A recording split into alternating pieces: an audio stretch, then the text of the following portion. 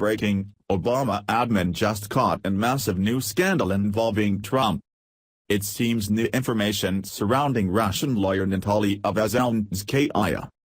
Veselnitskaya, who allegedly met with Donald Trump Jr., then Trump campaign chairman Paul Manafort and now White House senior advisor and son-in-law Jared Kushner at Trump Tower back in June of 2016, is now raising some serious questions about how she managed to get a visa to come to the U.S., to begin with.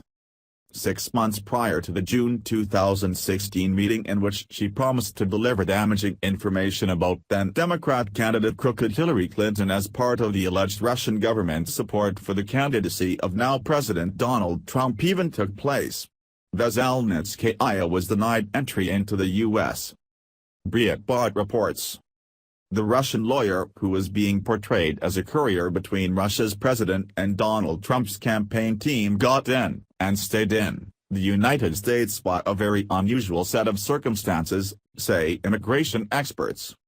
Lawyer Natalia Veselnitskaya was first denied a visa in 2015 but was then allowed a special parole in September 2015 to provide advice, not legal services, during a trial over alleged money laundering by a Russian executive, Denis Katsev and his company, Perovs. Her unusual parole was extended until February 2016, and she subsequently got a temporary business visa from former President Barack Obama's deputies in June 2016 despite the first denial. If you have to be paroled into the country, that means by definition that you're inadmissible, said Jessica Vaughn, an immigration expert at the Center for Immigration Studies. She continued.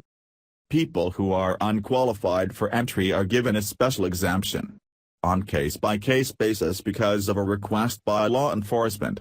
It happens, it is not uncommon, but what is uncommon is for that person who was given an exemption for a specific purpose to remain after that purpose is over. That is very unusual.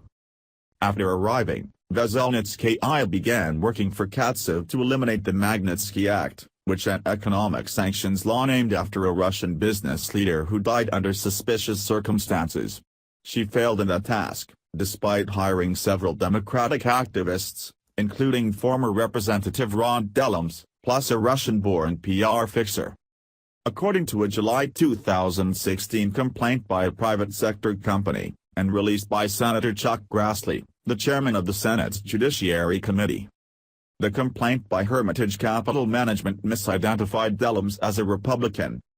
The eventual 20 to 30-minute meeting in June 2016 with Donald Trump Jr. was intended by Veselnitskaya to persuade Donald Trump to kill off the Magnitsky Act if he were to be elected president, according to the Washington Post.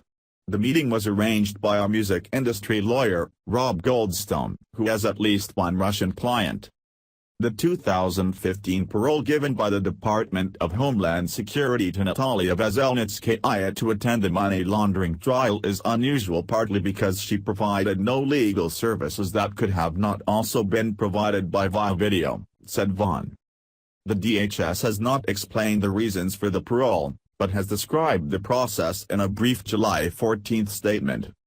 In September 2015, DHS paroled Natalia Veselnitskaya into the U.S. in concurrence with the U.S. Attorney's Office, Southern District of New York, allowing her to participate in a client's legal proceedings.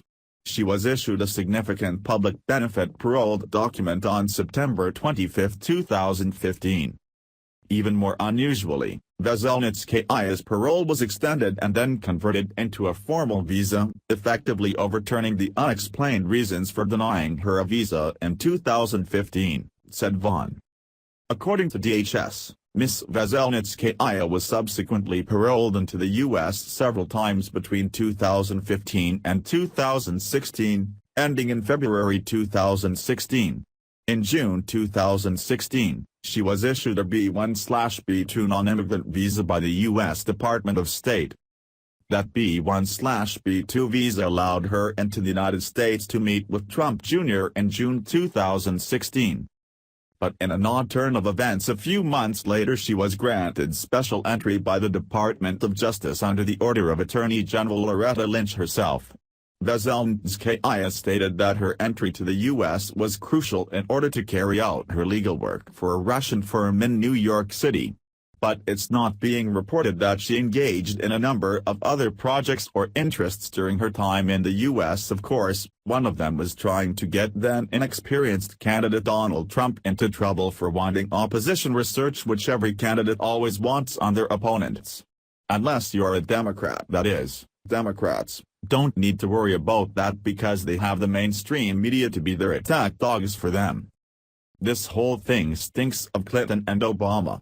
The former Attorney General under former President Barack Hussein Obama lets this woman into the U.S. so she could send her over to implicate Donald Trump in a false Russian collusion narrative they themselves made up since they knew they would lose the election.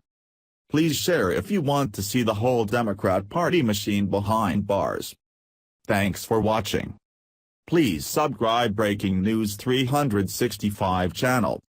Goodbye and see you again.